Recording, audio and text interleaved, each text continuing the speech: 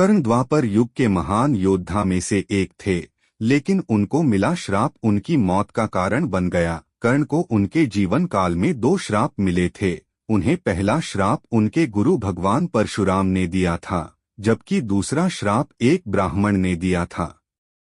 कर्ण को बचपन से ही धनुर्धर बनने की चाहता थी, लेकिन सूत पुत्र होने के कारण कोई उन्हें शिक्षा नहीं देता था। जब वह धनुर्विद्या सीखने के लिए गुरु द्रोणाचार्य के पास जाते हैं, तो वह भी कर्ण के सूत पुत्र होने के कारण उसे धनुर्विद्या देने से मना कर देते हैं। इससे कर्ण निराश होकर भगवान परशुराम के पास पहुंच जाते हैं, लेकिन भगवान परशुराम भी सिर्फ ब्राह्मणों को ही विद्या देते थे।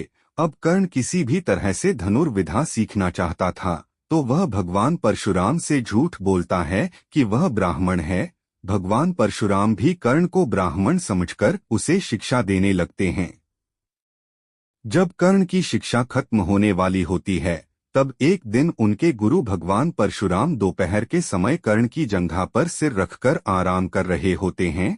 थोड़े समय बाद वहां एक बिच्छू आता है, जो कर्ण के जंघा पर काट लेता है। अब कर्ण सोचता है कि अगर वह हिला या बिच्छू को हटाने की कोशिश की तो गुरु परशुराम की नींद टूट जाएगी, इसलिए वह बिच्छू को हटाने की बजाय उसे डंक मारने देता है।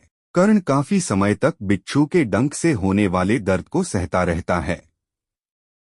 फिर जब कुछ समय बाद गुरु परशुराम नींद से उठते हैं, तो वह देखते हैं कि कर्ण के जांघ से खून बह रहा है। यह देखकर भगवान परशुराम गुस्से में कहते हैं, इतनी सहनशीलता सिर्फ किसी क्षत्रिय में ही हो सकती है। तुमने मुझसे झूठ बोलकर ज्ञान हासिल किया है, इसलिए मैं तुम्हें श्राप देता हूँ कि जब भी तुम्हें मेरी दी हुई विद्या की सबसे ज्यादा जरूरत होगी, उस समय वह काम नहीं आएगी। इससे निराश होकर कर्ण अपने गुरु से कहता है कि वह स्वयं नहीं जानता कि वह किस वंश और कुल का है। ऐसे में वह सारी बातें अपने गुरु परशुराम को बताते हैं।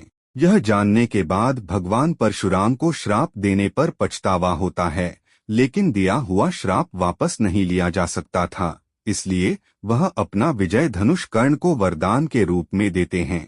इसके बाद कर्ण भगवान परशुराम के आश्रम से विदा लेते हैं। इस घटना के कुछ वर्षों बाद एक दिन कर्ण जंगल में किसी अत्याचारी राक्षस का पीछे रहे होते हैं। वह राक्षस को निशाना बनाते हुए उसे मारने के लिए बाण चलाते हैं, लेकिन राक्षस अचानक गायब हो जाता है और बाण दलदल में फंसी एक गाय को लग जाता है। बाण लगने से गाय की वहीं पर मौत हो जाती है। उस गाय का स्वामी एक ब्राह्मण होता है, जो गाय की दुर्दशा देखकर कर्ण को वहीं पर श्राप दे देता है। श्राप में ब्राह्मण कहता है कि जिस तरह तुमने एक असहाय गाय को मारा है, ठीक उसी तरह ही एक दिन तुम्हारी भी मृत्यु होगी। आगे चलकर इन दोनों श्राप का प्रभाव महाभारत के युद्ध में नजर आया। युद्ध के दौरान कर्ण के रथ का पहिया दलदल में फंस जाता है।